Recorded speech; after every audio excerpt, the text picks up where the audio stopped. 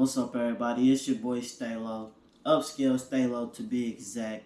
And thank y'all for tuning in to my podcast and my channel, man. I appreciate everybody who's giving me the views, everybody who support me as I go through my journey.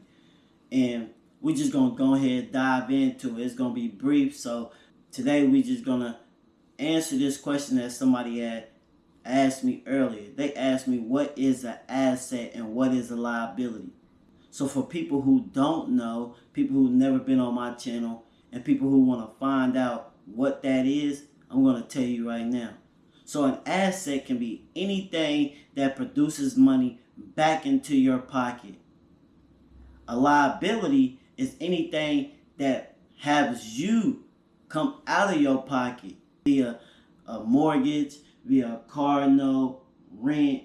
All that stuff is considered liability. I want y'all to understand that you can also turn a liability into an asset. Some of the things that can be considered an asset will be a house, a car, but it also can be a liability. Depends on how you're using it. So say if I have a car note and I have a mortgage, those can be considered a liability because they are actually making me produce money to pay out of my pocket.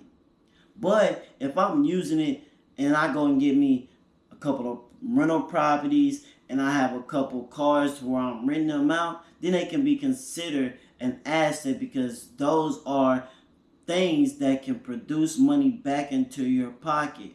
Another thing that can be considered an asset would be a vending machine or going to buy a business that already is producing cash flow.